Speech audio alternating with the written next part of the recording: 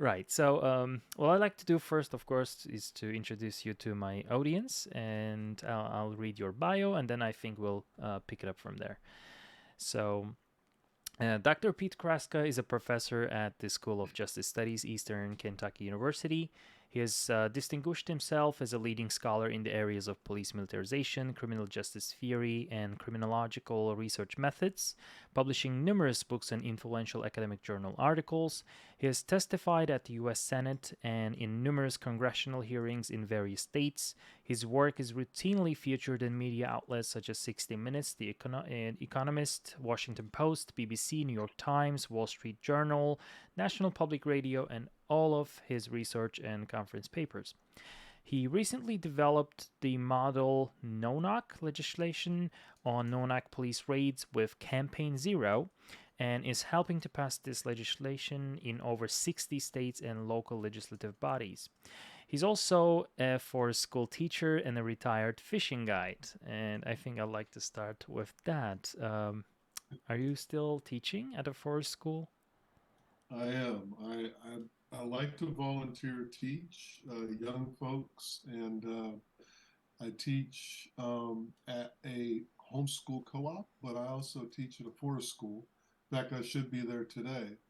And basically, we just spend a lot of time outdoors and try to develop kids' mobility skills in the woods, but also just their intuitive sense of what it means to move and be part of a natural environment. So trying to raise their awareness of nature and where they might fit into it and how they can fit into it comfortably.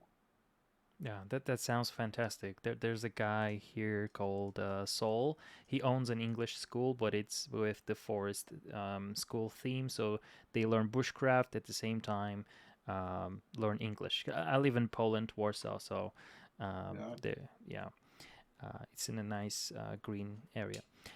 Uh, all right. So I'd like to start with a disclaimer by stating that we'll be talking about policing as a concept and its place in society, not about police officers individually and question their actions. Um, my first question is, what is the current state of your efforts in passing the legislation? And what is Campaign Zero and the no knock model that you developed? Well, I truthfully didn't know anything about Campaign Zero, and I had a young man get in touch with me uh, a few years ago. It was right after the Breonna Taylor killing, and I just spent time on the phone with him. He didn't really tell me what he was up to, but he seemed like a nice guy. So he would call me every couple days, and we would talk about issues related to police militarization and no-knock warrants and et cetera. And then I don't know about the fourth or fifth phone call, he told me he introduced himself as somebody that runs a fairly large nonprofit activist organization called Campaign Zero. His name is DeRay McKesson, who I've gotten to know really well now, and we have worked together real hard along with his assistant Katie Ryan. And basically, what Campaign Zero is a nonprofit policy a think tank and activist group. And so what they were up to is and the reason why he was talking to me is he wanted to find out if there was any space in public policy, any potential ways to get at things in a realistic way to somehow retract police power, maybe retract police activity completely in this whole space of no knock and quick knock warrants. And, I told him I had already done quite a bit of expert witness testimony work. And I was retained at the time by Breonna Taylor's family's counsel to work on the Breonna Taylor case. And then the Louisville Metro Council had brought me in just on a pro bono volunteer basis. This isn't things that I make money doing. Um, to help the Louisville Metro Council come up with their own local city-based legislation that would put a stop to the Louisville Police Department conducting no-knock raids. In other words, they didn't trust the police department to police themselves, and they actually wanted to go beyond police policy and actually put in a law that prohibited no-knock warrants and that dramatically reined in the use of search warrants in general. Now, the reason that was important and critical in Louisville is in Louisville, Kentucky, I had a former student do some really good, robust ethnographic research in the Louisville Police Department. And he observed 134 what we should call forced entry raids, where the police show up to a residence and they force their way into that residence, generally in a surprise fashion, and usually for the purpose of searching for evidence. So it's not for an arrest warrant, it's almost always for a search warrant. Well, he watched 134 of these. Every single one of them was conducted as a surprise no-knock entry raid, but not one of them had a no-knock warrant. And Wow. what, of course, Radley Balco has written about this a lot. I've been writing about this since the early 1990s, that police departments absolutely do not have to have a no-knock warrant in order to conduct a no-knock raid.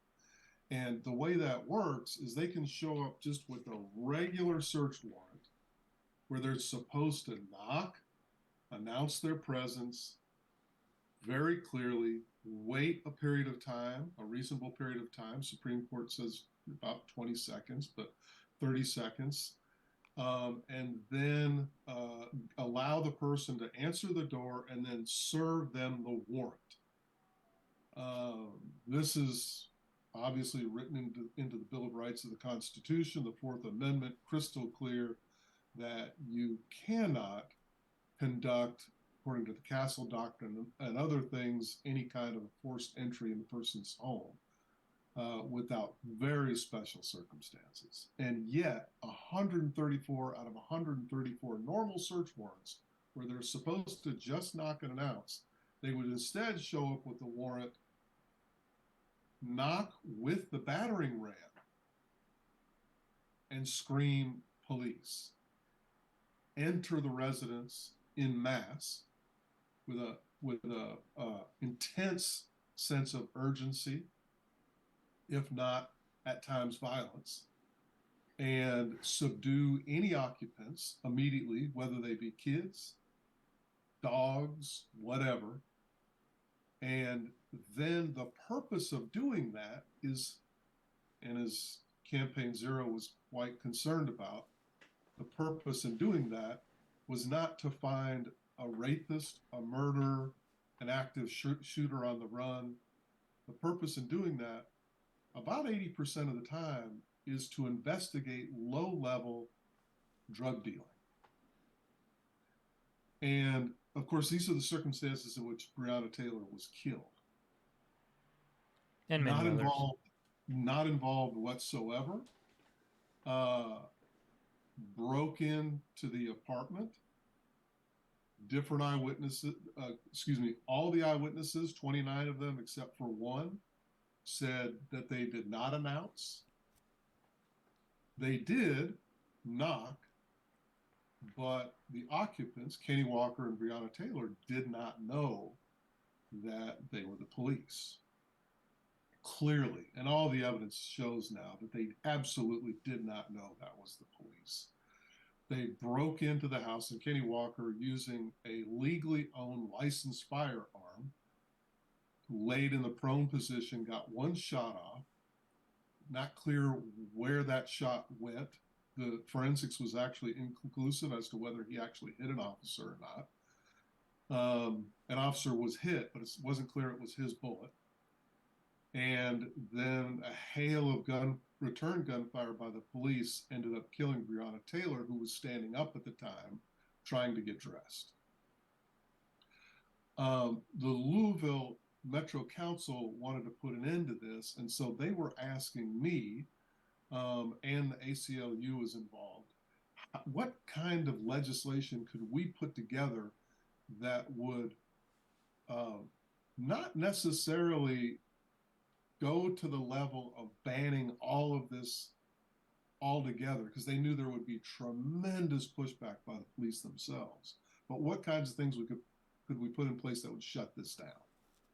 And of course, this is where policy work gets quite tricky.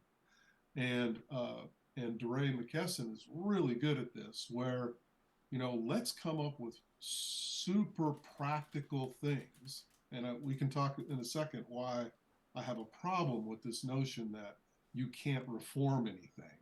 Everything that's a reform is just is window dressing. Because what we really need to do is defund or abolish. But what DeRay, a hardcore activist, was trying to get accomplished, and the reason why he brought me on, is let's come up with a way to try to really rein in police power when it comes to no-knock and quick-knock raids, and potentially even eliminate them. So, long story short, the Louisville Metro City Council passed solid legislation. It took the numbers of Louisville Police Department conducting anywhere from 80 to 150 of these types of things a year down to zero.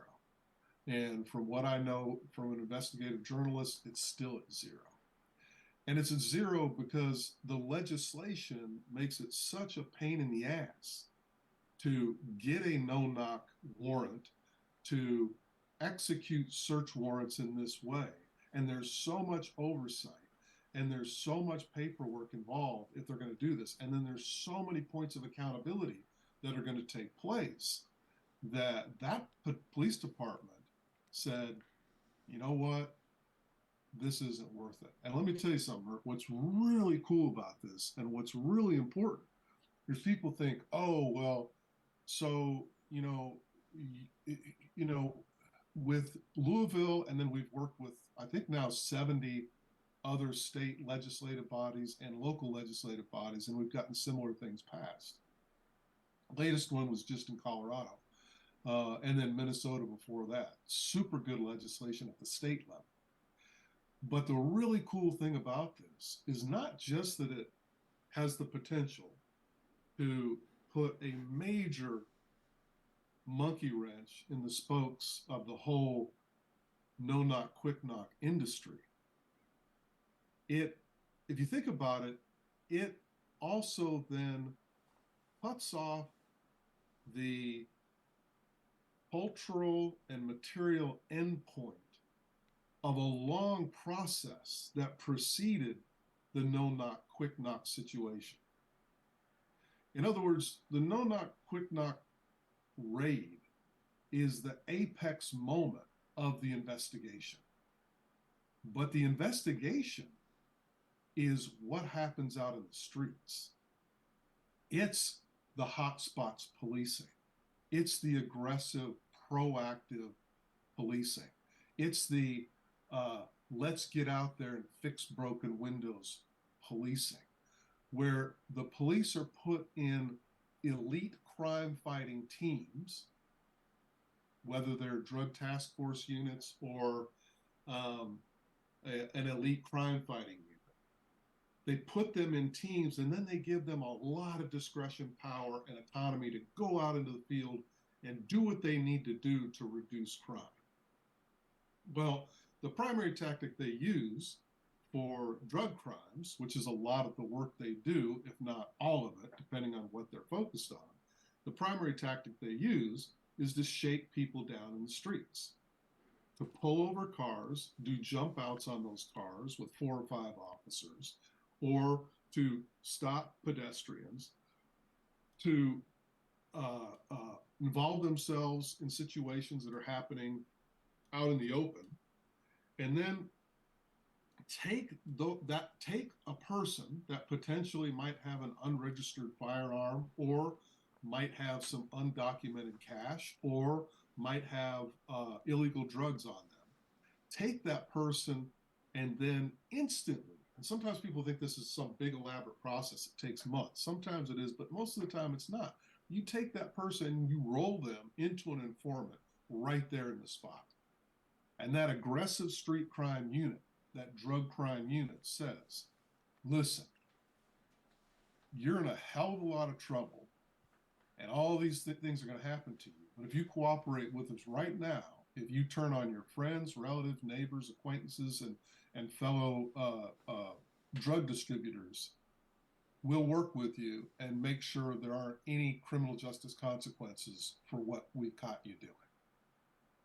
They turn that person into an informant, and sometimes less than 2 hours later, they're taking that information, sending it electronically to a judge. Most of these judges get used, and this is what happened in Louisville, but it's very common throughout the United States. They get used to just rubber stamping that situation and saying, yes, you can do a search warrant. Yes, not a problem. Most of the time, the police send boilerplate language, which is unconstitutional, to the judge. Here we have these circumstances, yada, yada, yada, approved. Then, sometimes within as little as 2 hours, they're conducting a no-knock drug raid or a forced entry drug raid on somebody's private residence, trying to collect, trying to fish for more evidence, for some kind of evidence. And so when you stop the apex moment of the police crossing the threshold from public space into private space and conducting these very aggressive paramilitary searches of people's private residences, when you stop that, you're also stopping all of the elite crime fighting, drug fighting activity that occurred before that, which is extremely controversial and hard on marginalized communities. And so, our goal and Campaign Zero's goal, and the goal of doing this kind of reformist police work, is not to tinker around the edges and give them, as some people like to say, sensitivity training. That's not the purpose. The purpose is to get into the nitty-gritty policy aspects of what's happening and come up with really smart stuff that will stop them in their tracks, and most importantly, retract their power. Don't worry about defunding them. Retract their power in these spaces that are really volatile and have resulted in a lot of harm for citizens, and I might add, a lot of harm for the police themselves. Yeah, thank you. Two things about that. One thing, when you were talking about Radley Balco's piece on the accountability and the no-knock processes, right? And what he was saying was also interesting, because he said, yeah, they had to knock, they had to announce themselves, but they didn't worry about that much, as you said, because there were no accountability afterwards. Because when there were those cases against police not announcing themselves and these no-knocks, actually they were not punished accordingly. And the second thing is that about defunding, I think that would connect to the second question that I have, is the arguments and debates around defunding and versus, as you said, retracting power. Many people, I think, worry about a policeless society and a chaos and so on. And for this, I'd like to refer to Biden's State of the Union address. He said, quote, "We should all know that the answer is not defund the police, it is fund the police," end quote. So to what degree do the police funds improve the quality of policing, meaning lower crime rates as well as fewer police killings? Also, when we talk about defunding, should we also talk about other factors than police brutality, which is considered generally by police departments as bad apples, right? The isolated incidents. So if so, what could be those factors directly or indirectly leading to police brutality? For example, Alex Vitale is known for discussing the economic facade of police power. Good. Keep me on track because there's a lot to say in this, but and so feel free to redirect me. But I did want to mention uh, your first point about the lack of accountability that Radley Balco was talking about. And one of the reasons for a lack of accountability is we know from the research that when the Supreme Court puts in place any type of exclusionary rule situation for the police, it's it's a good deterrent. They do not like to have evidence excluded if they have screwed up. And so that's a major point of accountability for the police themselves. And so one of the things we were able to do in a lot of the localities we worked with is we were able to get put into legislation, believe it or not, the simple notion that if the police collect any evidence during one of these no knock or quick knock drug raids, and it's proven that they did that improperly, that evidence would be excluded. And that's actually in legislation then, which overrides what the Supreme Court had to say, which is super important and could be potentially really consequential. So I think, Radley Balco is right on, is point on with regard to accountability, and it's super important. I've thought a lot about the funding and defunding issue. I didn't care for the defund slogan when it first came out. I just knew based on a long history of doing this, and it's not that I'm smart. It's just because I've been doing this since 1989, and so I've been watching all of this unfold, and I've watched other police crises and other instances of horrible brutality or some kind of damning report come out. The police are in a crisis. People get in an uproar. The media gets in an uproar. Activists work their tails off to try to bring about change.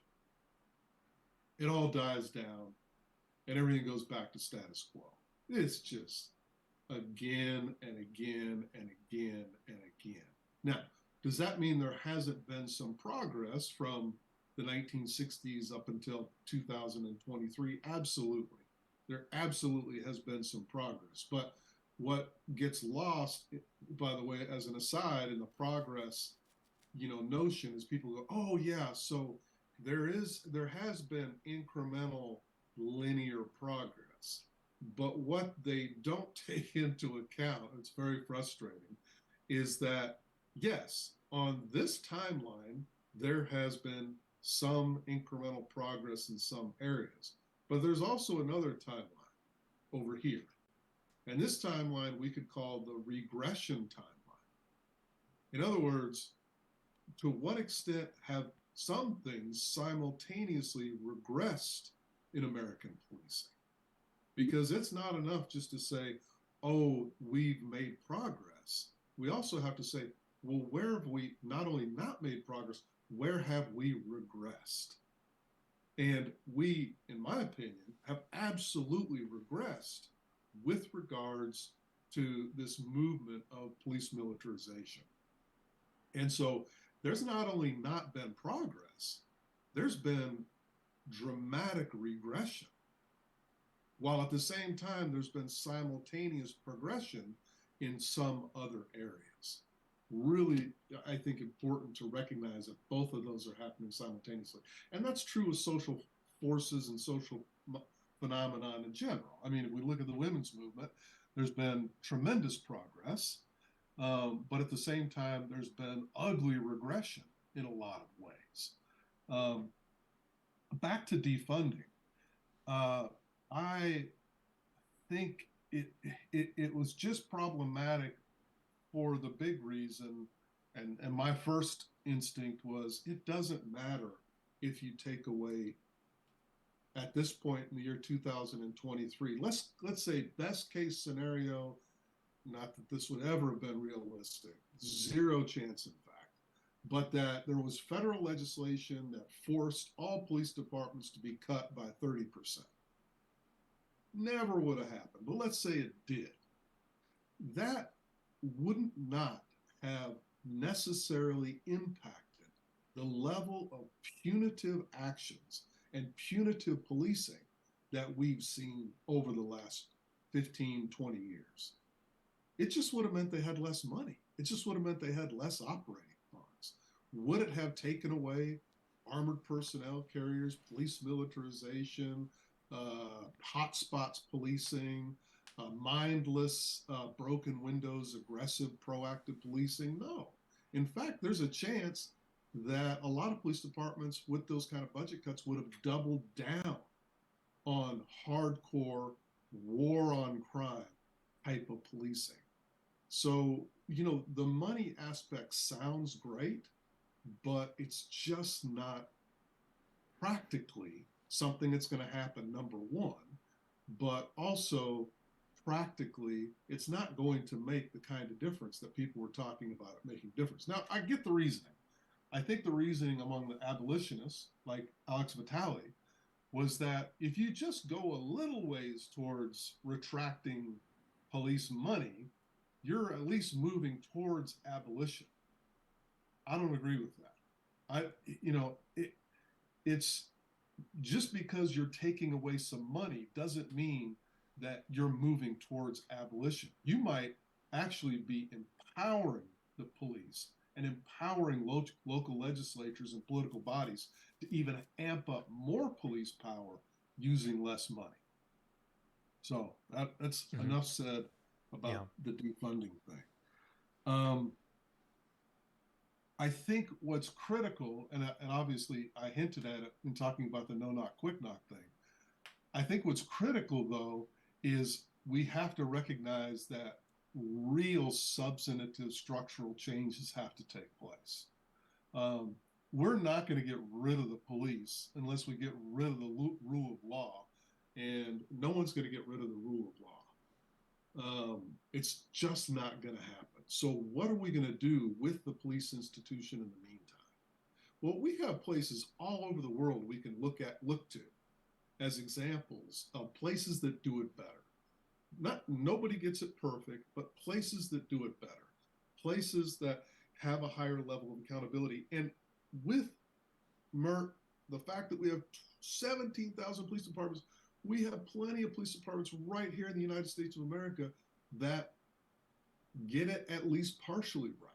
I've worked with some of these police departments where they have very clear thinking, charismatic, well-intended chiefs of police that kill themselves to make sure in that particular police department there's a high level of accountability and to do things right and to operate in the community as guardians instead of warriors, that despise the whole police militarization trend. I mean, out of the 17,000 police departments, you have plenty of police departments you can look at that are at least partially doing things right. And so we have a lot of potential tools to get this right, but just to be intellectually honest, most of the momentum runs against all of that. And just to be depressing, even in academia, if I had the energy at this point in my career, which I don't, but if I had the energy to write my last book, I might, but probably not. It would be a scathing critique of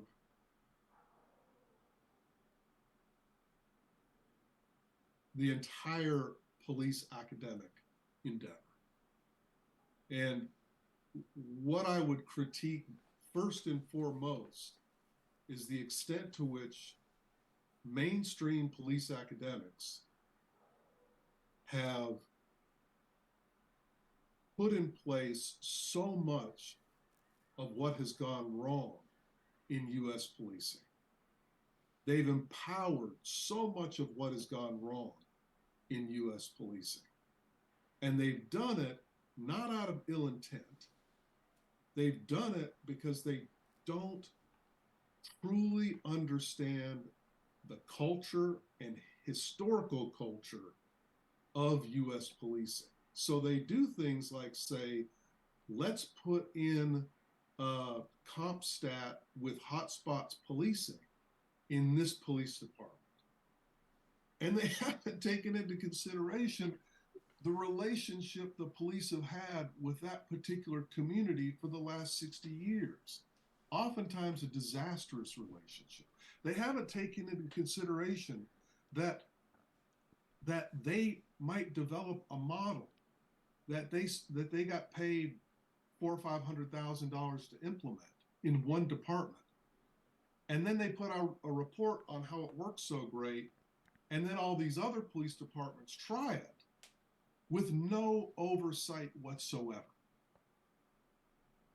And then they say, oh yeah, let's try that super cool cutting edge thing that supposedly is evidence-based and that will work great for us. And they don't have the ability to implement these things. And even when they do, even in some of the best police departments that are where all of this is looked at carefully as it's implemented, those programs still can go awry so easily because of the inherent nature of policing, but also because of the cultural history of that particular police body. And so they will oftentimes, as we know, evidenced by strong, you talk about evidence-based policing, strong evidence that these programs do devolve almost inevitably into a crime-fighting nightmare, particularly for the communities that they're targeting their efforts. And we saw this most acutely, most poignantly in Ferguson, Missouri.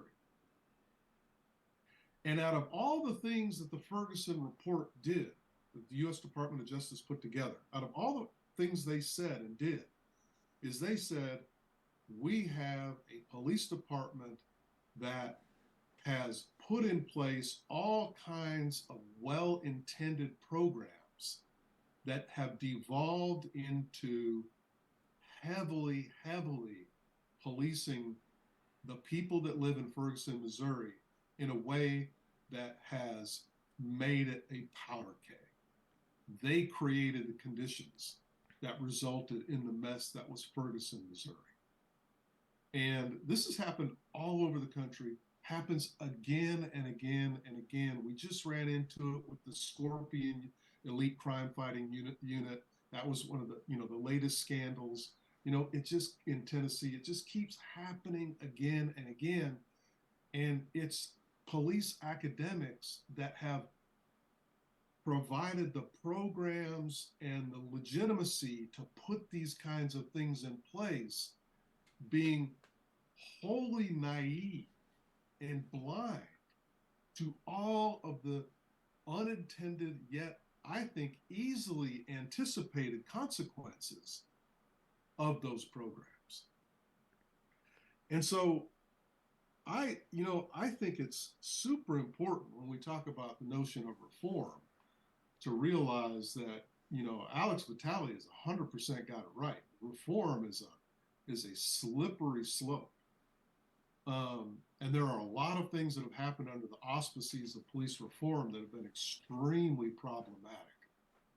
But at the same time, we only have what we have. And my charge would be to try to come up with, in fact, I had a talk with Alex at a professional conference recently, and I brought this issue up with him, and he laughed and he said, oh, Pete, I wouldn't call those reforms. I would call those non-reformist reforms. Which cracked me up because it's an interesting semantic play on words, non-reformist reforms. But what he was getting at is, what I'm doing is not really reforming. Well, I don't agree with that. I think still what we're trying to do is reform. We're just trying to reform in really substantive ways with the goal of not getting the police better at crime fighting, but the goal of getting the police to be accountable and retracting their power where their power is misplaced and not necessary. Wow. Yeah.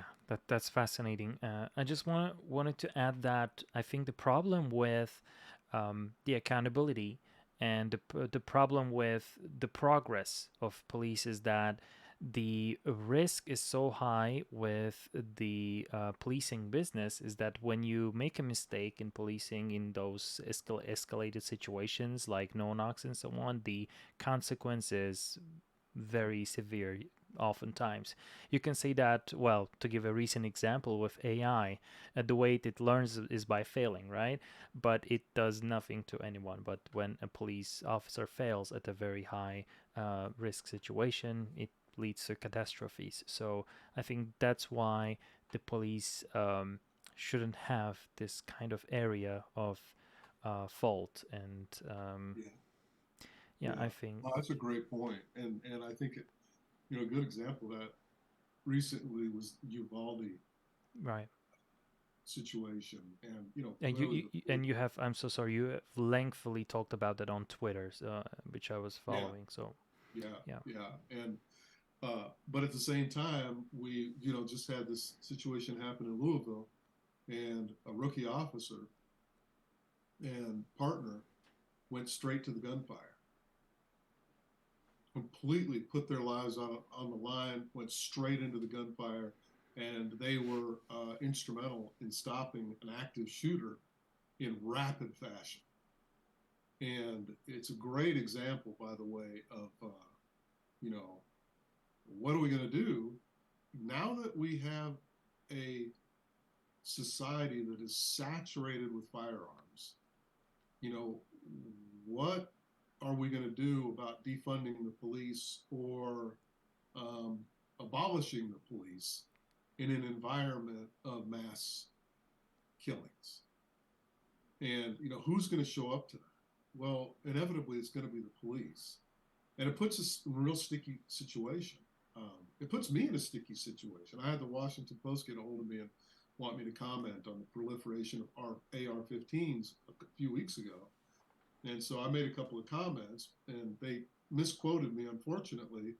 So I followed up with an interview with NPR, and I was just trying to make the simple point that now that we are involved in an internal arms race in the United States and guns are just proliferating out of control, AR-15s, serious military weaponry is available to any and everybody except for kids, but even kids can get a hold of them.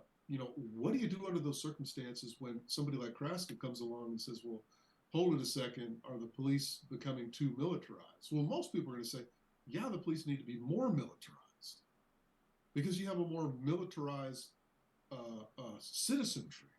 And so they have to be at least as well armed and well trained and ready to handle things in a military like capacity as the citizens are. And that does put, I think, all of us critical police scholars in a bit of a quandary because, those are tough things to answer. How do you handle the very volatile, complicated situation of an active mass shooter without police militarization? Well, for me, it ends up being kind of easy because I've always said that there are very limited circumstances where you're going to need specially trained police to handle those situations, and that was kind of easy, right?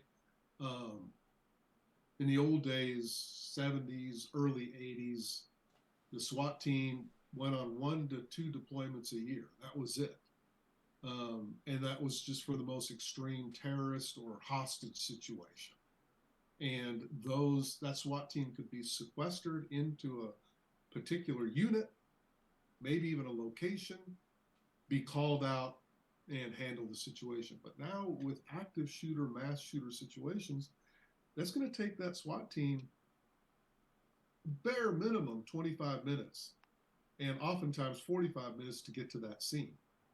So the only people that can get to that scene quickly are regular road patrol officers who are not trained in special weapons and tactics generally, who oftentimes aren't armed in a way to handle that kind of a situation. And so police departments all over the country and state legislatures are saying, yeah, but we need to get them to that place.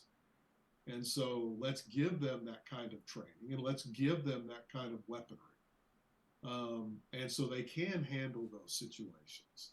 And that's a tough situation. You know, that creates all kinds of potential problems and consequences that if, you know, that could potentially keep me up at night.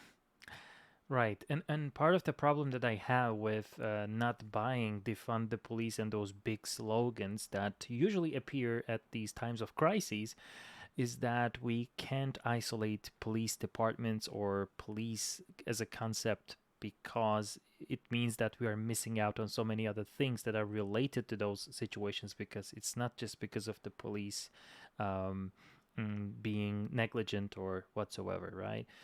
We need Yes. to, yeah, also think about civilians, us. And yeah, it also fascinates me how police became so isolated in the society. Whereas I taught a course on the history of police last semester, and we were looking at the very first police units in the United States, which were people of the United States. So, Yeah. of course, that's before the London Metropolitan sort of police model in Boston. But yeah, so that's why I can't. I totally agree with you on the defunding case.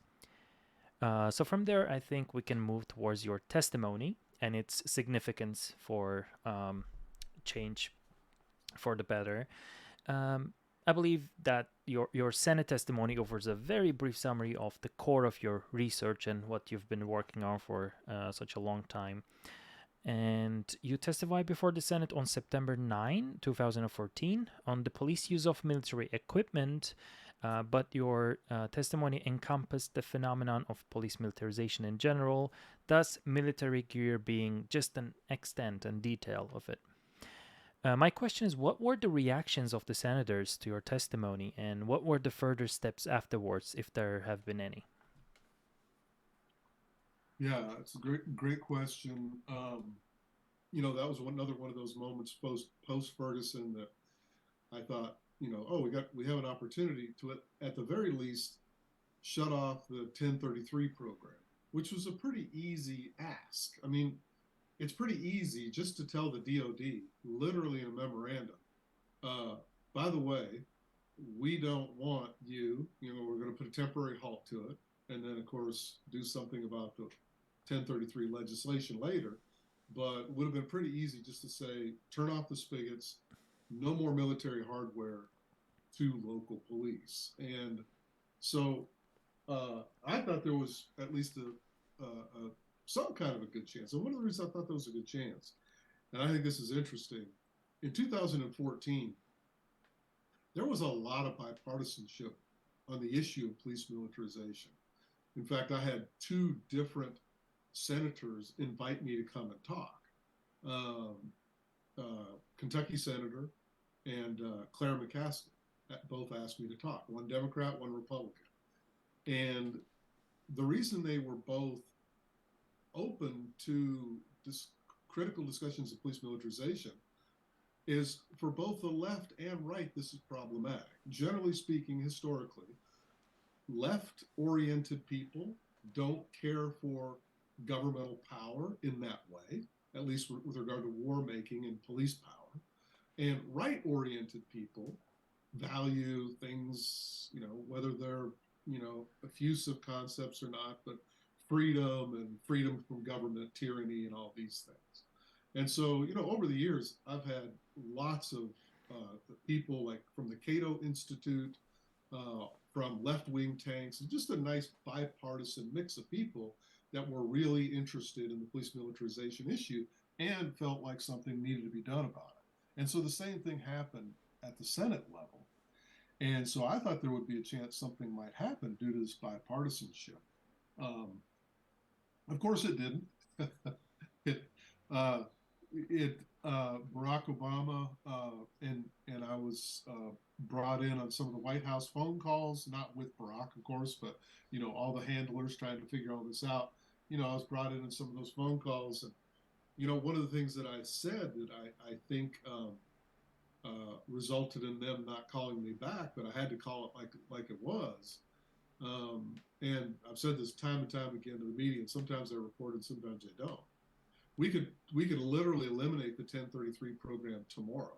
We could have eliminated it in 2014.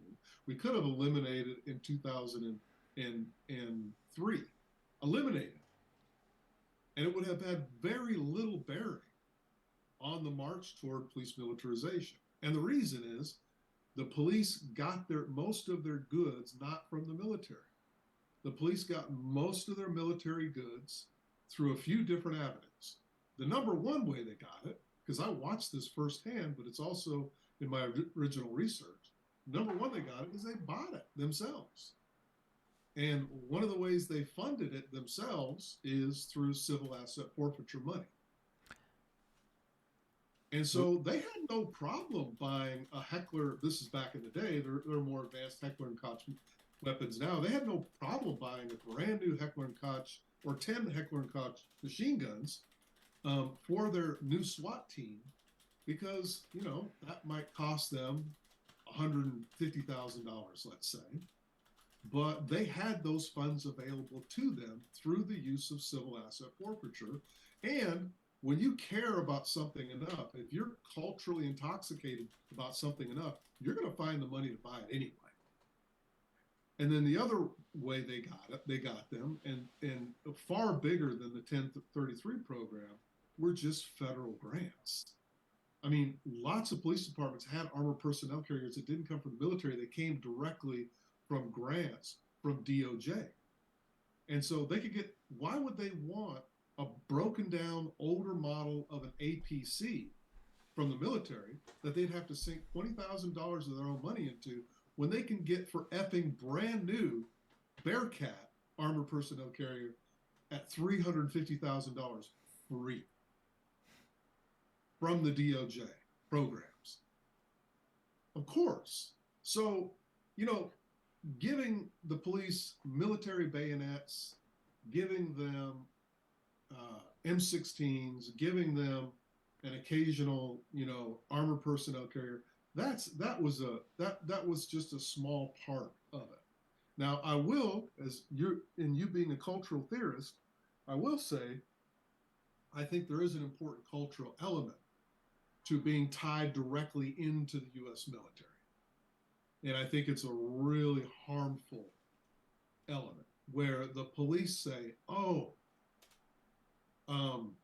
man, we are such apex warriors that we're getting our junk, our military fix from the military itself.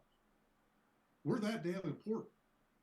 We're fighting such an intense war on crime. Things have gone to such crap that we are now in a position to actually get the discards of war so we can wage our own internal war at home. That's powerful culture. That's a powerful cultural message. And so I don't think the material aspect of what happened with 1033 program was actually terribly important. But I do think the cultural message was super important. You all are outgunned, outmanned. You're fighting a real war on crime. Let's enlist the power of the military, and boy, they are going to give you the goods, the real heavy weaponry and hardware to fight a real war. That's highly problematic. Yeah, and that's one of the things that fascinate me about it. And not recently, actually, I just recently watched Chicago PD, but that was We Own This City. It's a spin-off of The Wire, I believe, and they're the Baltimore PD, and the main character was actually giving some sort of that speech to his group. That we're fighting a war, we're in it anyways, and this war will go on forever, but we need to show who is the boss and who owns this city, and we own this city. So yeah. And now I'm looking at many other things like the TV series, and definitely cultural also message is definitely, and I think you also clearly showed that in your 1997 article, this language part of it, right? The linguistic part of it, the war on crime, war on drugs, and so on and so forth. Yeah. So with that, I think I'll ask this question about your groundbreaking research with Kubelis on the small town SWAT teams, and the one with Victor Capular on the larger city SWAT teams. Virtually any paper I read on police militarization cites either or both of your papers. For the ones curious about the history of police militarization, what did you essentially discover during those two nationwide surveys? Specifically, considering the responsibility that a state-funded heavy weapon unit might have, how easy was it to form a SWAT team in the 1980s and 1990s? Yeah. As far as I know, there certainly wasn't any other academic writing about this stuff during the time. There was a guy by the name of William Gibson who wrote a book called Warrior Dreams that he put his finger on this before I was able to publish this stuff. But I only found that after I published this stuff. But just not looked at. And I think one of the reasons it wasn't looked at is that if you remember from your police history stuff, during the 1980s and 1990s, community policing was all the rage. And so if you were to delve into the academic literature and the policing literature, and even the literature in among the media, it would all be about community policing. Cops. And I think it's one of the reasons why when my research came out and I showed just definitive longitudinal trend lines depicting the unavoidable truth that the police were becoming rapidly militarized, that a lot of mainstream police academics rejected that research. They just didn't believe it. They were just like, well, hold it a second.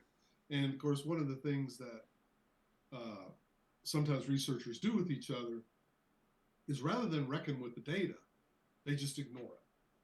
And so it's not necessarily, to correct myself, it's not necessarily a rejection of it. It's more just, oh, that doesn't fit, as Thomas Kuhn would say, that doesn't fit the dominant paradigm. And so we're going to pretend that doesn't exist. And so, I'd say for at least 15 or 20 years, the academic literature tried to pretend police militarization did not exist. Oh my and God. It was only the work of Radley Balco, who worked with me about 7 years before he published his book. Him and I worked closely together. And I was feeding him all this information, giving him my articles, etc. That finally the academic community had to reckon a little bit with it. And so it was interesting to conduct this kind of study. I mean, imagine doing a study today, and I'm not tooting my own horn because a lot of this was just because of the time period, where somebody sends out a representative sample of 1,400 surveys to large police departments and small police departments, and gets an 80% response rate. And then from that 80% response rate finds things like the following. Nearly 50% of police departments were using active duty military special operations teams for police training. And that's proven. 50% of them had Navy SEALs and Army Ranger teams training them on doing policing. And my point, of course, was we're witnessing this historic blurring of the military and the police. And that was a hard theoretical pill for people to swallow. But there were the data.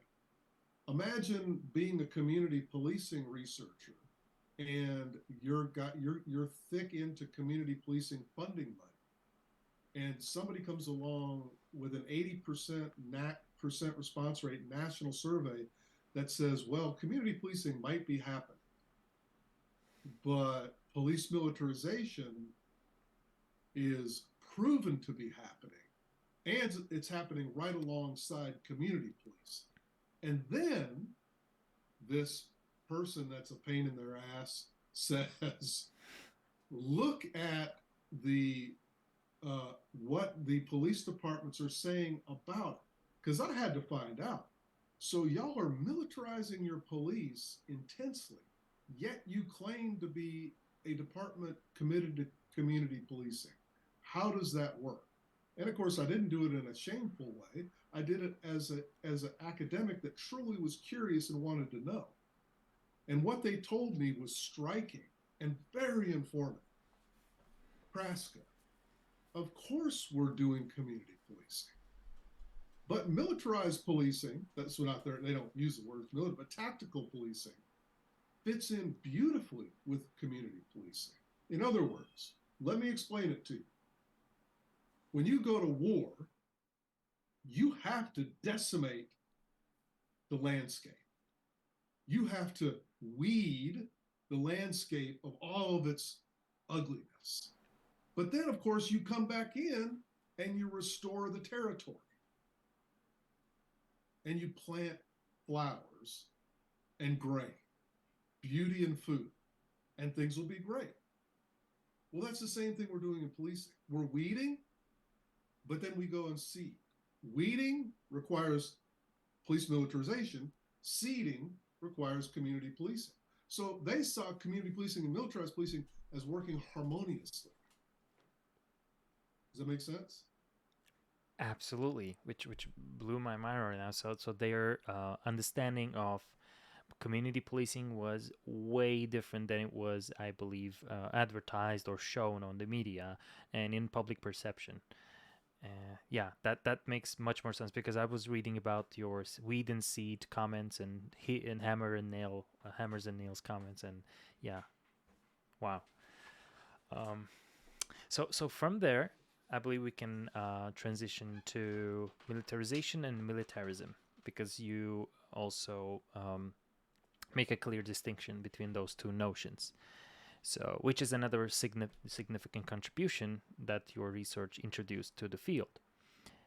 Why is it crucial to comprehend this difference between militarization and militarism? Although the war metaphor reinforced, and in a way justified, military-style tactics of war on drugs, war on crime, war on terrorism policy, I think, to an extent, it also arguably enhanced the notions of patriotism and national defense.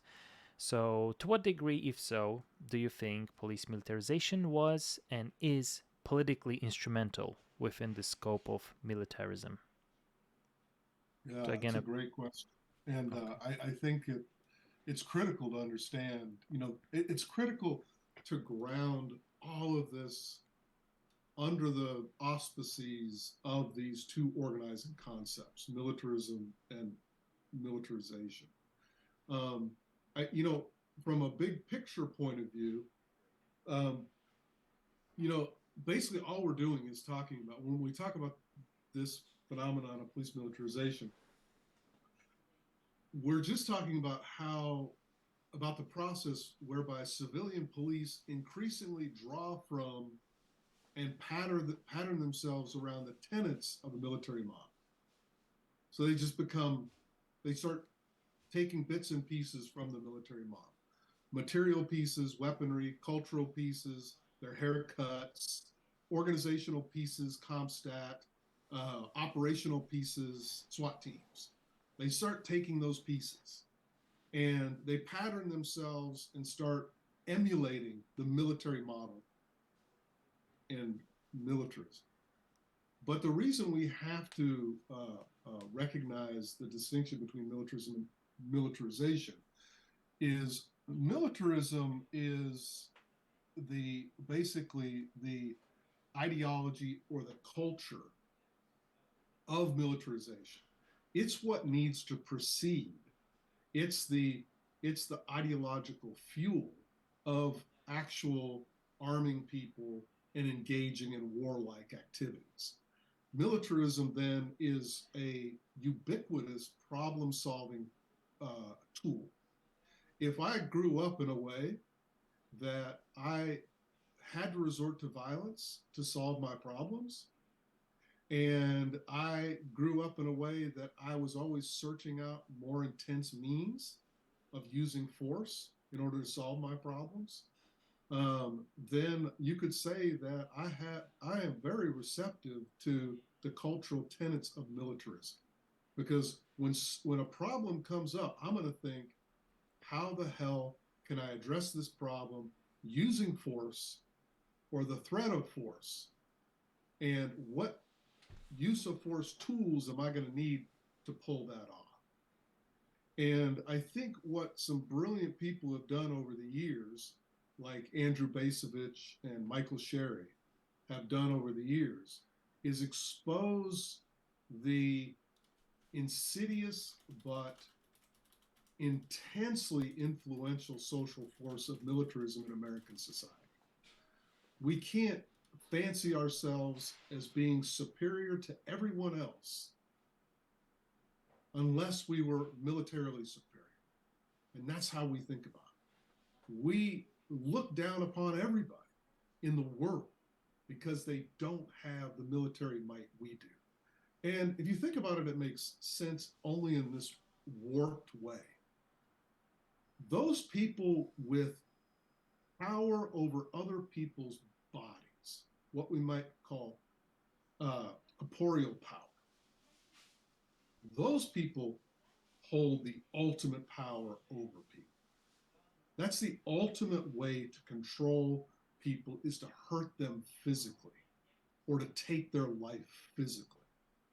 And of course, we learned from Bittner a long time ago in policing that the foundation of all police power, and he had this right, he got it from Max Weber, the foundation of all police power is a monopoly on the use of force, a monopoly on the use of violence.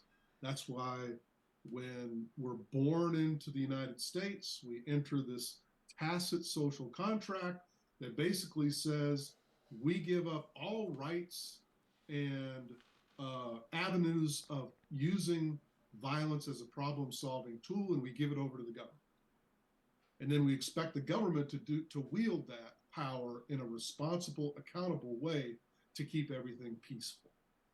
That's how it works.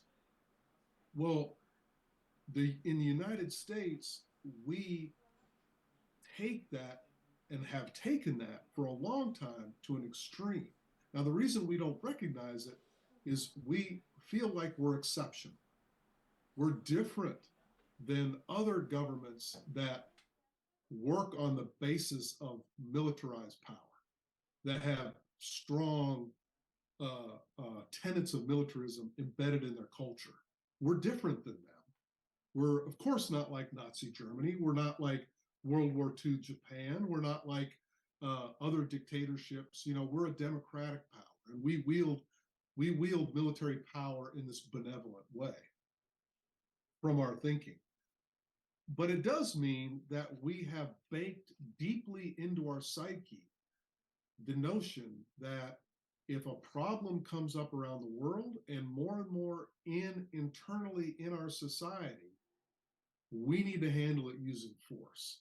We need to resort to the tenets of militarism to do something about it. And it's one of the reasons why we took such a punitive turn in the 1980s, all the way through the 1990s. It very much is still with us today, a punitive turn in doing something about crime and drugs, because we adopted and we wanted to and we desired to, and it felt good to us to approach it as war as opposed to some other problem-solving method.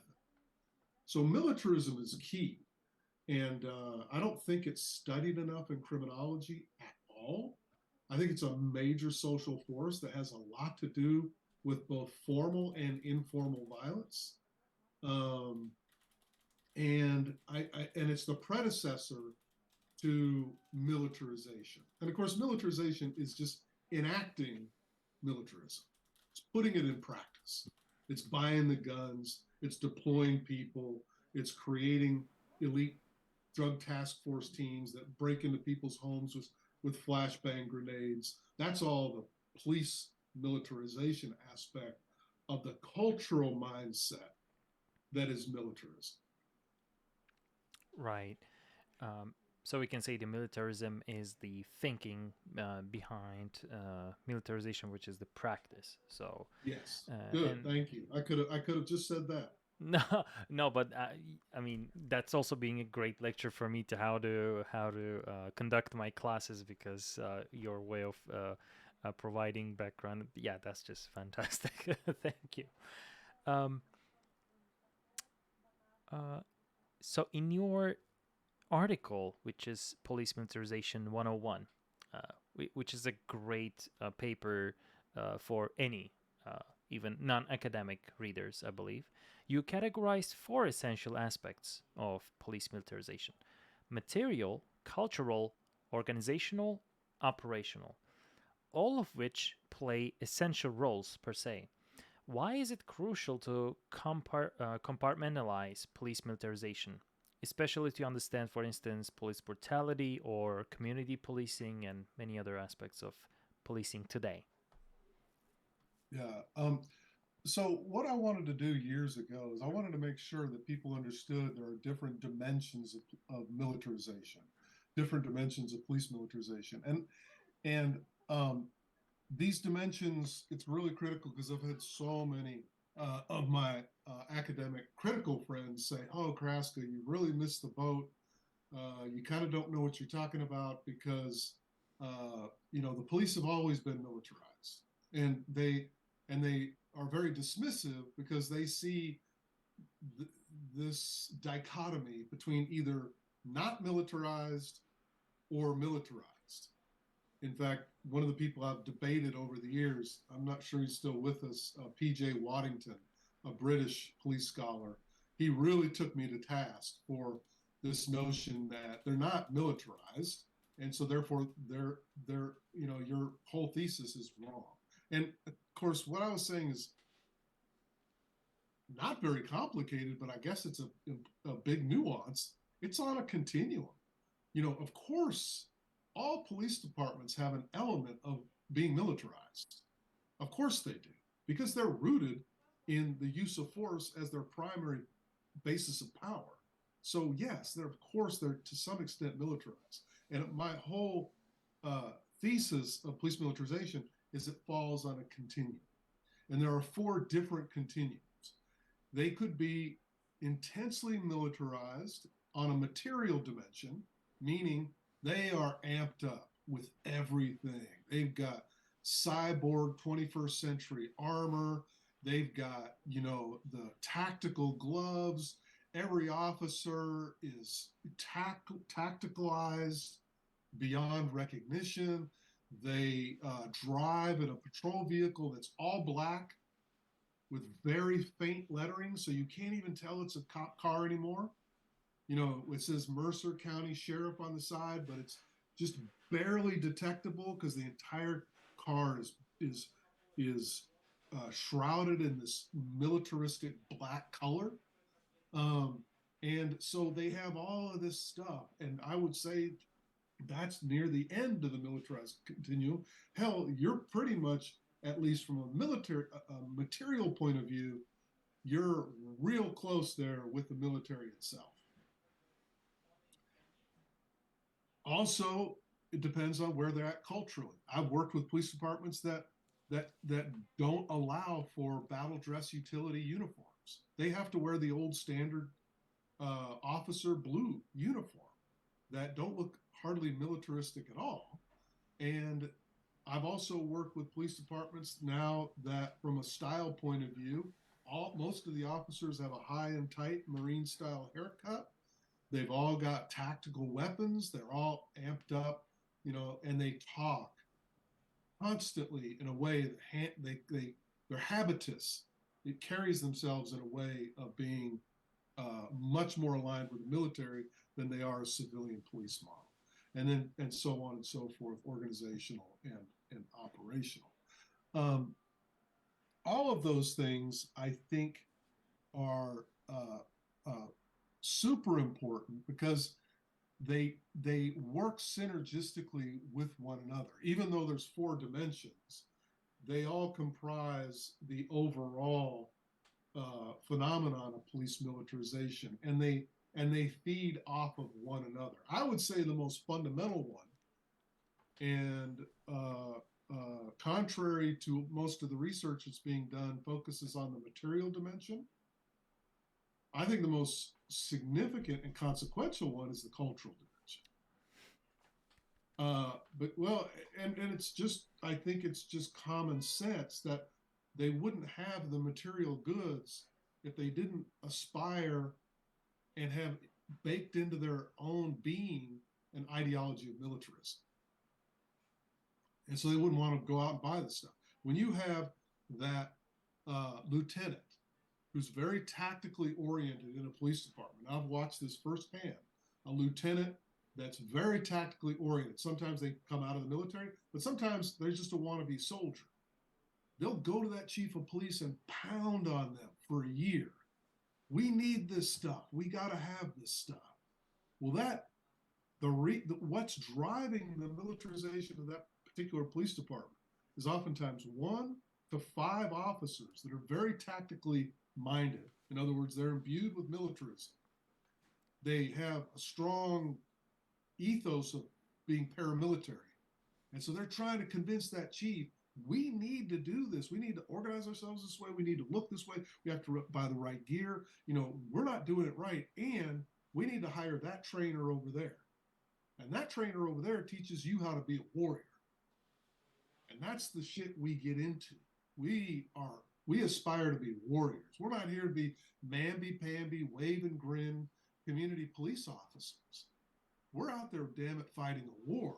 And so we need an ex-Navy SEAL or a military special operations person at a private camp that can teach us the right mindset to survive. That's what's going to precede the material dimension, the operational dimension, and the organizational dimension. I think it's the most critical, but it's also one of the most difficult to research. It's a lot easier to grab 1033 data and crunch those numbers and then talk about police militarization than it is to embed yourself in, or do a survey in policing that captures the proxies and the variables that might fit with militarism. I think I know a way, and I hope I hope my next guest will be, but they're really hard to find, because I was gonna ask how to find evidence about this cultural aspect. This cultural component is very important, and then I actually watched Michael Wood, Dr. Michael Wood, on Joe Rogan's podcast, and he showed up, I think, twice, and I hope he will also appear in my podcast too. And he's a very special persona, because he experienced both sides, both academia and policing firsthand. And he was in Baltimore Department, I think, and he was talking on Joe Rogan's podcast lengthily about his experience of the game, right? Yeah, this was a few years ago, right? Yeah, I remember this. Yeah. Yeah, he was really influential in getting people to think differently about a lot of things. Yeah, that'd be great. You can get him. I'd like to talk to him myself. Yeah, that I think I would. Yeah, definitely. I can do anything in my power to promote that conversation and watch it and repurpose it for my study.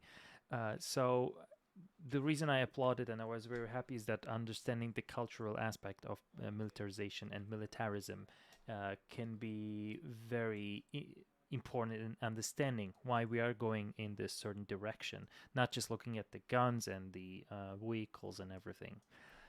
Yeah, so talking about militarism, actually, you published another fascinating article in 1996 titled Enjoying Militarism. Well, this mildly blew my mind because the dilemma of falling for what you criticize or the potential of becoming fascinated with what we criticize academically is an interesting experience, I think. So when I was talking to a visiting scholar from the US and telling her about my fascination with those SWAT games and military type of Call of Duty kind of video games, she said it is okay to be hypocritical in that sense. And another former PhD student friend of mine told me that we can accept the complexity of culture. So can you briefly recount what transpired during your field research where you studied police trainings and what you felt? Yeah, that was a long time ago, and I had grown up in a rough way, and I my dad was actually in the military, and just had a tough upbringing and translated violent upbringing, and so in being exposed to a lot of uh, hypermasculinity, themes of violence, a lot of activities that engage violence. It it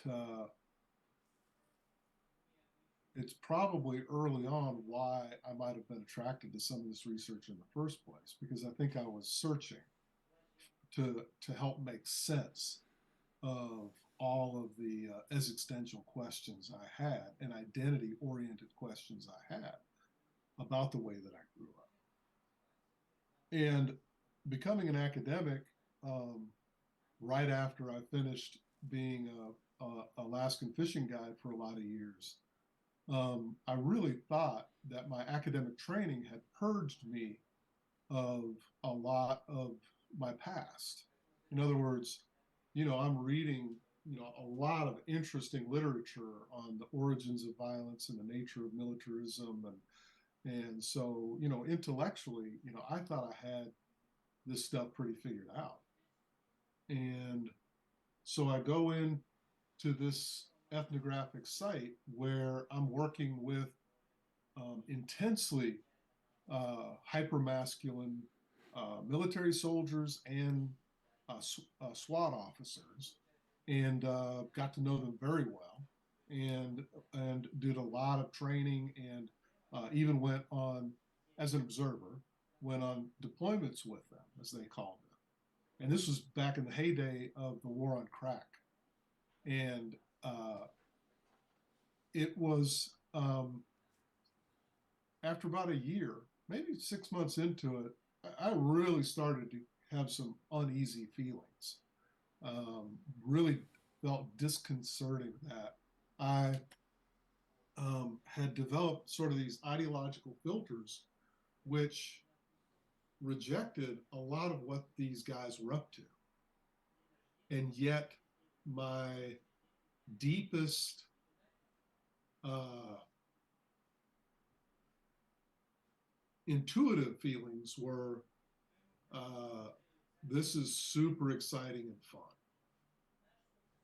And I thought, how the hell can I be ideologically opposed and know all of the negative consequences and watch what's happening with these people, and yet at the same time go out to a unregulated piece of land and shoot all kinds of weaponry and show my proficiency with firearms from the way that I grew up, and get super excited about it.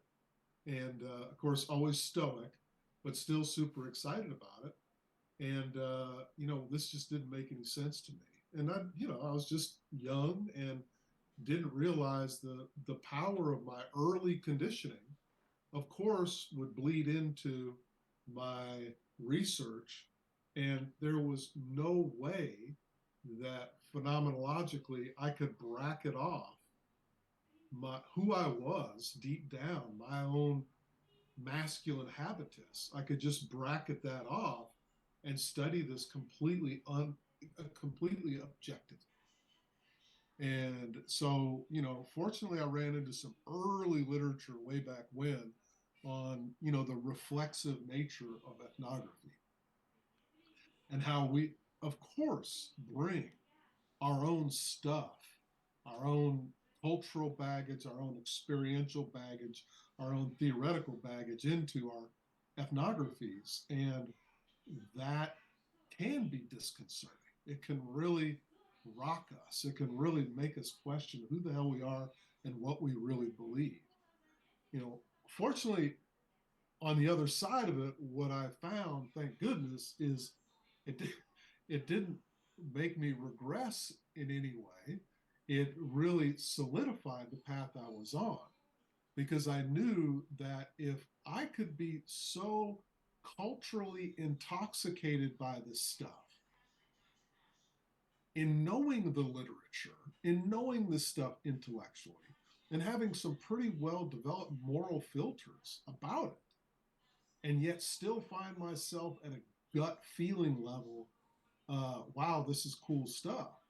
That, of course, these guys who are completely unreflective about it are going to be in 110% and aren't going to think much about it. And so it allowed me a lot of empathy for the seductive nature of paramilitarism, particularly on men that are conditioned to find status and self esteem with the markers of being a man, and in particular, a man that is a warrior.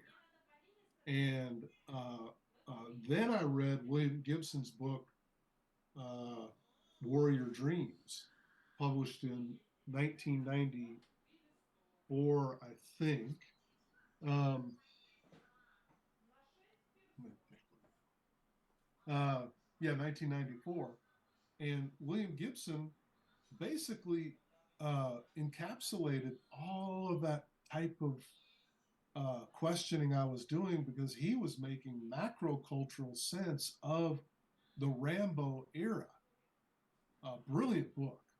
The Rambo era, way back when, and he was saying, oh, this is real profound, but also damn simple.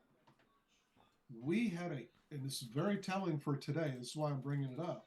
We had a crisis in manhood, a crisis in masculinity post Vietnam War. Basically, we got our asses handed to us in the Vietnam War. It knocked us down in terms of military superiority. And Ronald Reagan comes along and says, no, hold it a second, we can make America great again. And Ronald Reagan cut taxes for the rich, and he increased military spending astronomically and brought a new sense of sort of warrior patriotism to the U.S., which resulted in Rambo culture. And Rambo culture was embodied by the lone paramilitary warrior that's fighting the good fight. And a lot of the guys that I worked with embodied that. In fact, some of them were ex-Vietnam vets, and they embodied that. They were trying to assuage those feelings of shame and sometimes guilt for losing the Vietnam War and being caught up in that mess. And let's reassert our militarized masculinity and get things back to the way they should be, which obviously is happening among a segment of men in 2023. Reasserting a sense of militarized masculinity, watching things like The Punisher, aspiring to be Proud Boys, immersing themselves in all the AR-15 culture and the machismo stuff, and they're trying to regain some sense of their status as men, as misplaced as it is, so they can feel better about themselves. So it Exactly. ended up being very instructive, despite the fact that it was pretty unnerving at the time. Wow, that was way more insight than I read in the paper. So thanks for that special recount. So that also probably helps me understand why I'm driven towards that particular field and my experience in the academic endeavor. So that I think will help me a lot in, especially when I rewatch this 10 times. Good. So, um, okay, I have, I believe, three last questions. By the way, how are we doing in terms of time? Are we doing Oh, we're okay? fine. Yeah, Oh, I know I'm taking a little longer on these than you probably planned on, so I'm perfectly fine. yeah, for me, it's great.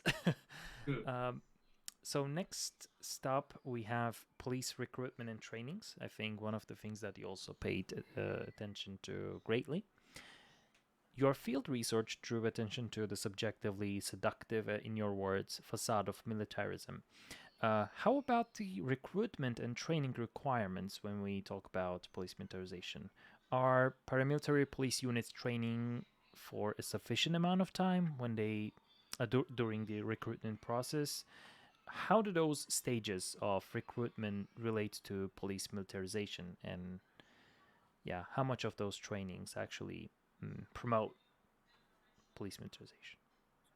Yeah, I mean, this area is really wide open for good research to be done. Years ago, a New York Times journalist took me out to lunch, and he wanted to know like what the training connection was with police militarization. And I just gave him one example of a police trainer here in the United States. At one time, tagged as the most popular private police trainer in the U.S. And and I met the guy and I looked at his videos and I corresponded with him and I read his first book, which was actually a very good book. It was called On Killing. But he sort of got caught up in the training treadmill and uh, ended up developing a training program he called Killology. And his name is David Grossman. And David Grossman um, is pretty fascinating because he does embody the kinds of military-like training, military model training that a lot of police officers enjoy and aspire to. And his training reinforces a lot of militarized themes. Basically, killology is the whole perspective of surviving while you're on the job, and you have to have extreme level of diligence while you're a police officer because you could get killed any minute. He even gives an example of a 73-year-old woman killing a police officer with a ballpoint pen by stabbing it in his neck during a traffic stop. So you never know when it's going to happen. And his thesis is if you wait to pull the trigger, uh, it's too late. You need to pull the trigger much sooner than you think you have to. Because if you don't, you're going to die. And so he teaches people, very clearly when things start happening, you need to never, never worry about any of the potential consequences. You just need to neutralize the threat and worry about the courtroom later. And this warrior style training has really been a big influence in today's policing. And I think it's responsible for a lot of the overzealous fear of victimization among police. Now, should the police be diligent and cautious while they're being a police officer in the United States of America? Absolutely. Should they have a level of caution that allows them to come home at night? Absolutely. Right? But when that level of caution crosses the threshold into extreme fear, paranoia, worried about everybody you run into, super concerned about every reaction, you're going to have a twitchy, worried, overreacting police officer. You're going to have somebody that's not confident in their job and what they're doing. You're going to have somebody that's always questioning, second guessing, and is going to discharge their firearm like we've seen time and time again in these videos, where you watch these things and you just say, what the hell are you thinking? Like, what caused you to pull the trigger in that moment? There wasn't any real threatening situation, not life threatening, going on here, and you pulled the trigger. And I think one of the explanations for that is inculcating in these cadets, and it seems like a bit of a paradox, because how could they be warriors yet at the same time obsessed with fear and risk? Unfortunately, they go hand in hand. Because if you have a warrior mindset, and part of that warrior mindset is not just confidence in doing your job, but it's extreme fear of victimization. At any second, you could get your life snuffed out, and you're not going to be able to go home to your darling wife, daughter, or son. And that's your whole paradigm that you're thinking on the job. Then a situation crops up, which they inevitably will in policing. Policing is going to require tough circumstances, the use of force, all kinds of potential things. Those police officers have to do it in a really judicious way. And this kind of paramilitary trainer done by ex-military folks like David Grossman, I think are really detrimental to police culture and ultimately bolster the whole police militarization trend. Yeah. Um, I was thinking about actually how much of these trainings are about controlling that particular circumstance and uh, being totally composed, even in the very high mm, risk situations, right? So, yeah, that definitely enlightens my question. Um, Restorative versus retributive justice. In the 2015 Eastern Kentucky University Chautauqua, I think that's how it's pronounced, Chautauqua event, you mentioned in your Cracks of Hope list the term restorative justice, which you juxtapose with retributive justice. Could you explain those terms and the difference between them? Yeah, the retributive one is pretty simple. It's just referring to the punitive trend since the early 1980s, the conservative revolution of Ronald Reagan, the punitive term in criminal justice functioning. A big emphasis on punishing people, pain delivery as a way to solve the problem, uh, militarization, mass incarceration, all those kinds of things. That's the retributive model. We use the fancy word retributive, but ultimately, when you talk about punitiveness, you're also talking about a component of revenge. You're talking about a component of being punishment oriented and punishing in a way that delivers pain to people, not just uh, uh, anyway.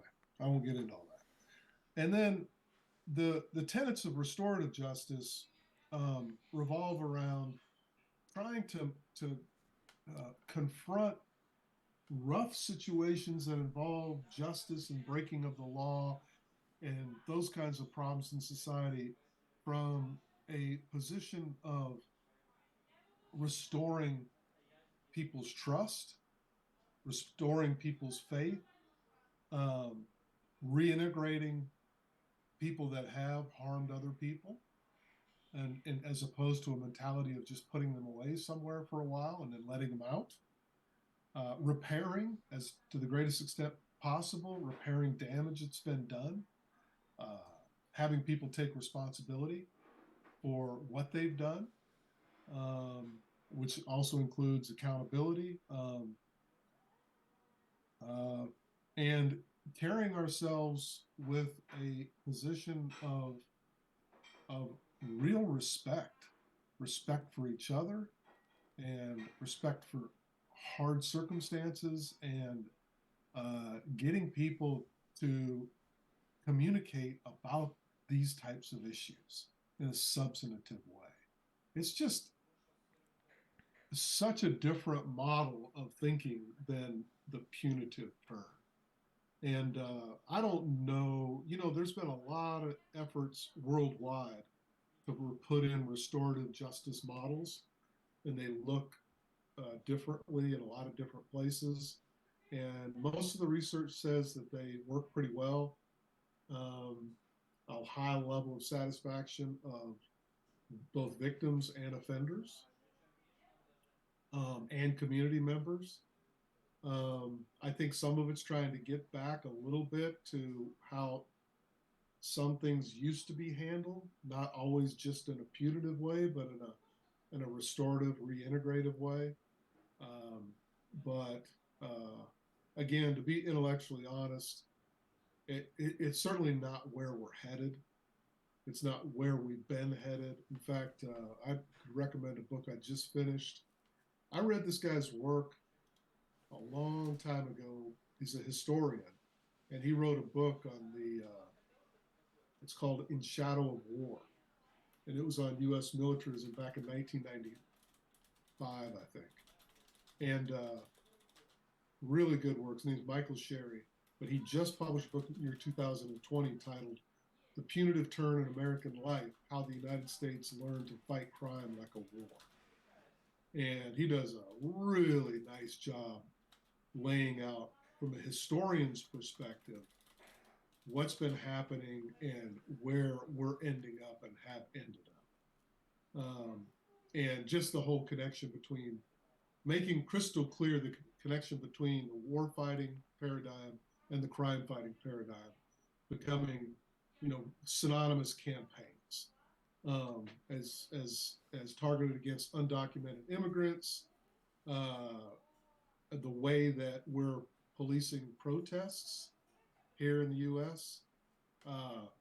Things have gotten just out of control. The punitive turn in policing protests, one of the things I do on the side is I'm an expert witness working on policing protest cases, and the stuff I've run into is just horrifying. I mean, the explicit militarized approach to handling peaceful demonstrators has really even shocked me. I didn't think I could be shocked anymore. So I don't think, unfortunately, the restorative justice movement is much of a movement, but you never know. Things could change. Always, we hope. We hope. Yeah, thanks. Thank you for the references too. I've been noting them down all along, so I have a good, I think, list of sources that I'll be using and exploiting. And finally, my last question, which will be a little bit digressive from what we've been discussing this is going to be good. I like this. I've shown to Dr. Vitali and to Dr. Schrader a clip from a video game called Cyberpunk 2077, produced by a Polish video game company called CD Projekt Red. And there, I think Keanu Reeves even was a part of the game narrative. And there we looked at this very futuristic police units that were landing on a crime scene with a flying SWAT kind of vehicle and directly shooting the criminal, not even knocking, if that makes sense. But today I'd like to show you a comic book, 2 comic book pages from 1980s. Frank Miller and David Mazzucchelli's Batman Year One. And on the first page, you can see newly appointed James Gordon's partner, Detective Arnold Flass, who is actually a Vietnam War veteran with a Green Beret training. Beats an African-American teenager on sight. He, I think, even puts him in a garbage can, as we can see at the bottom. And on the second page, the Gotham City Police Department SWAT team is literally blowing up an entire building in hopes of neutralizing Batman. We might ask why. Is Batman carrying a trivial amount of marijuana? The answer is no. The reason for such military style tactics is that Batman discovers the hidden relationship and cooperation between the high ranking officials of Gotham City Police Department, City Council, and the mafia leader Carmine Falcone. For such realistic approach to storytelling in mainstream superhero comics, Frank Miller and David Mazzucchelli's Batman was considered as one of the revisionary comic books of the 1980s. Well, for me at least, this story provided an accurate representation of the corruption in the contemporary New York Police Department.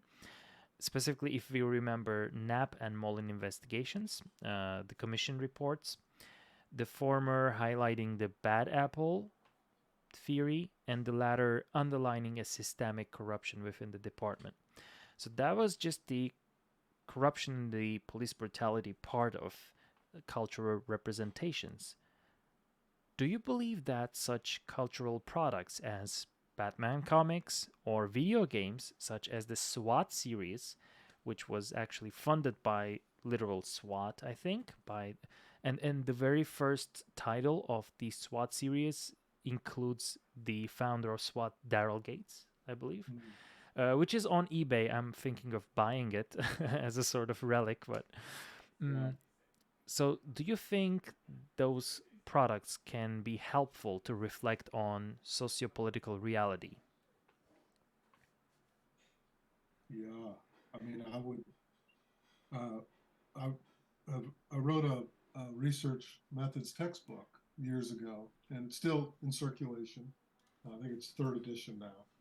And one of the things I talk about is uh, the technique of qualitative content analysis, and the idea that if in 300 or 400 years we revisit this society from the 1980s, let's say till now, 300 or 400 years from now, and we start excavating, going through all the rubble and dirt and buried buildings, etc., and we're looking for the cultural artifacts to indicate, what was going on in the 1980s, 90s, 2000s, what was happening. And of course, they run across a cultural artifact like this.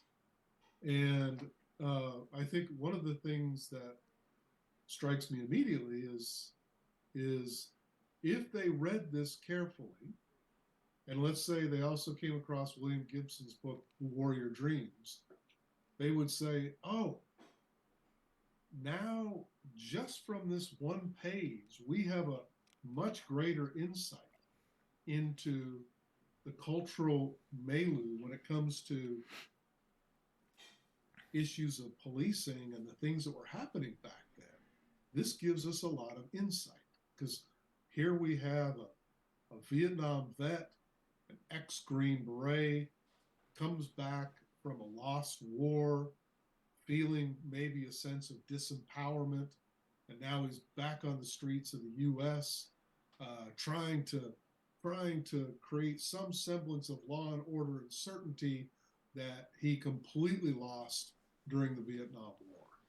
And is this an accurate cultural artifact of what's happening today? Well, the beautiful thing about cultural analysis, in my opinion, is you don't need an N size of 463 to make credible knowledge claims about cultural trends. I mean, if we pull up, for example, the 1985 MOVE bombing in Philadelphia, where the police flew over the top of residential homes in Cobb's Creek neighborhood of Philadelphia.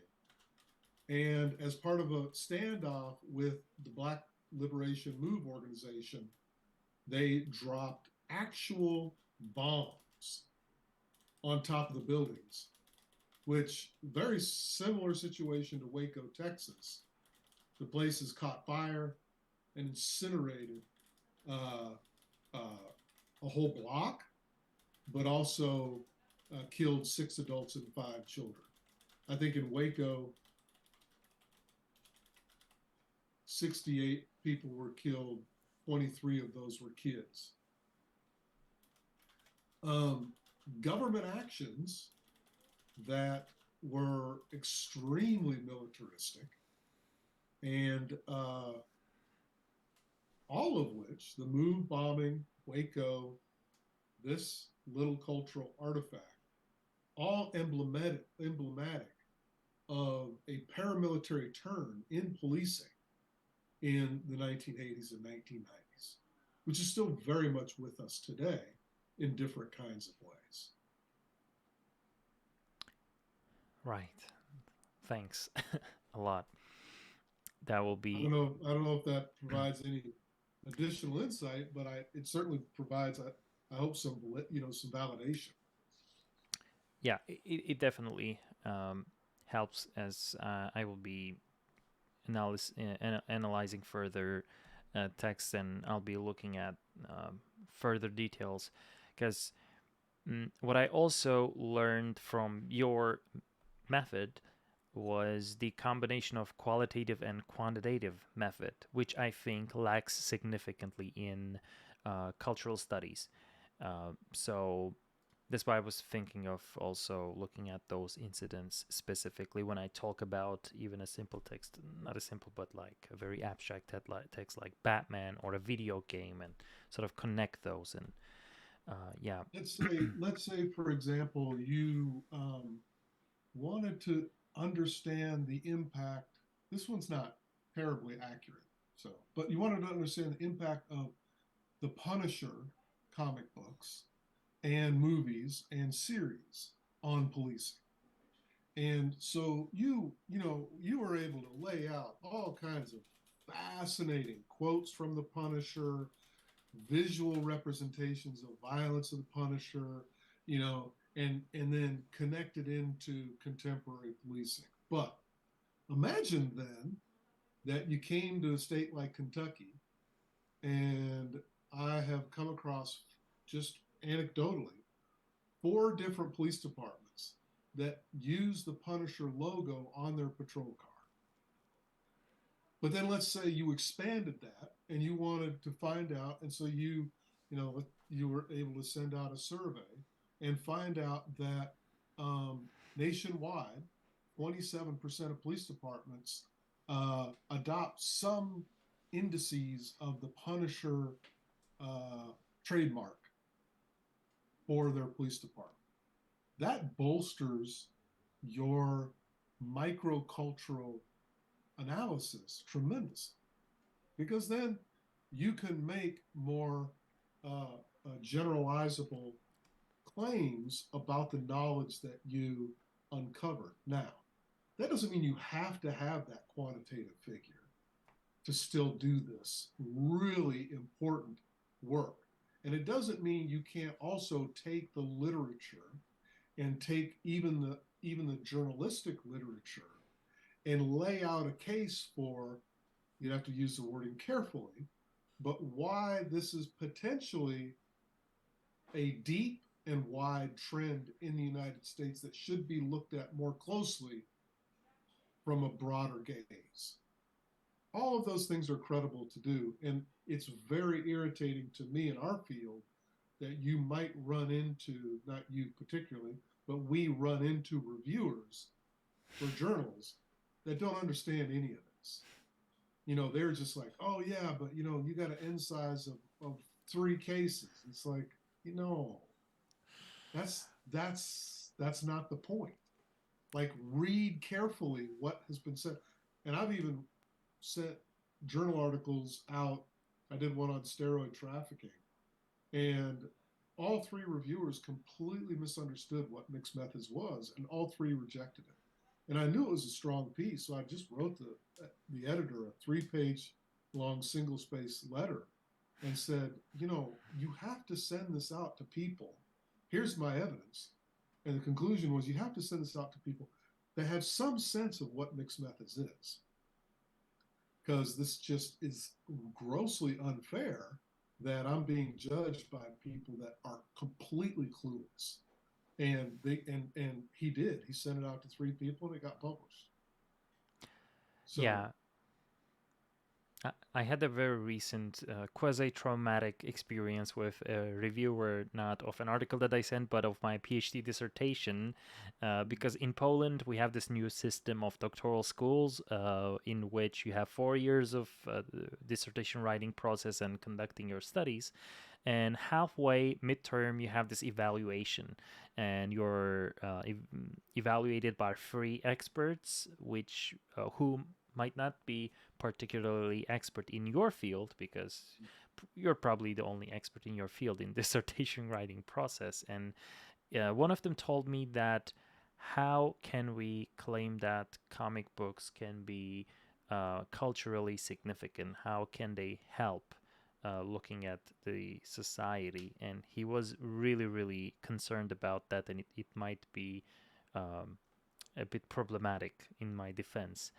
And this is despite the fact that I quoted, actually cited four culturally influential books, theory books in my bibliography, and I recited them during the defense. But um, thanks for your recount. I'm not the only one who's unlucky in this case. oh, that's a tough issue, and some of it is even when you cut people off at the pass and lay out all the justification and here's this amazing work published by the Yale University Press that did similar things, and they'll just blow right past it and say, yeah, but this is still problematic. It's irritating. Yeah, yeah. So I believe that brings us to the end of our conversation. Professor, I can't express enough how much grateful and delighted I have been today. So thank you for doing this. And my one of my dreams, apart from this, is to probably potentially be working sometime later, somehow, or yeah, um, I don't know. I'm again Yeah, excited. Thank you. I wish you the best of luck, and I'm glad you're doing this, and keep up the good work. Yes. Thanks a lot.